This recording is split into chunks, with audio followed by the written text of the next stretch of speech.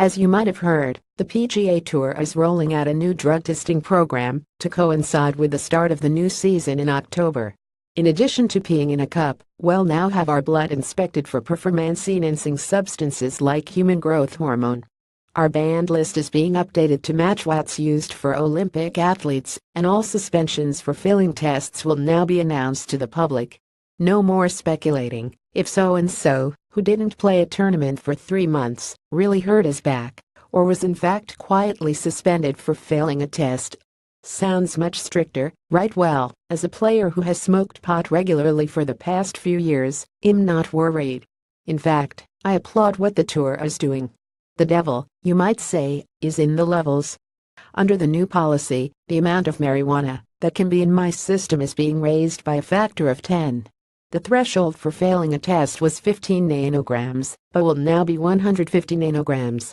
How much is that marijuana is tricky, because it stays in the system for a long time, and bodies process it at different rates. But a doctor friend tells me I could smoke a dozen days per month, and possibly stay under the limit. I always drink a lot of water, as being hydrated helps avoid detection. The tour is following the lead of the International Olympic Committee, which in 2013 raised the limit to 150 nanograms, a threshold I consider much more reasonable.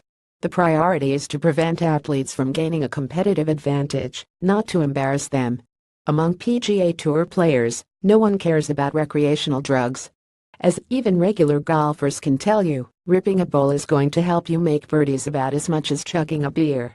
As in, you can delude yourself into thinking a little swing oil or green wax helps, but in any money game, your opponent would love to see you imbibe. Have I ever been high in a PGA Tour event? Sure. Haven't done it often, but if I'm teeing off Sunday near last place with no way to move up the leaderboard meaningfully, I'll treat myself to making the day a little more fun, or at least different. I've smoked beforehand with the other players in my group too. Each week the tour randomly tests a number of us. An administrator will be waiting outside the scoring trailer. If you have an existing obligation with a sponsor or the media, you can delay reporting to the testing area. Produce a urine sample, and a few days later, you get an email saying you passed. But if your phone rings and the caller ID reads PGA Tour, and you haven't left a message with the tour office about another matter, you've tested positive. It happened to me once. Because it was my first time failing for a recreational drug, it was a slap on the wrist. I had the option to appeal, but I knew that'd be dumb, because then it might go public. I accepted my result, then flew to Charlotte and visited with a tour-appointed psychologist for an hour. I know several players who've made the same trip. The dude asks all the typical counseling questions, like how much and how often. I was honest, but had the impression he couldn't have cared less about my answers. We were just going through the motions, establishing a paper trail that the matter had been addressed. I also had to attend 3 sessions with a counselor in my city. Clearly, there's a cultural shift happening with weed as legalization spreads, and the more lenient threshold on our tour is a small part.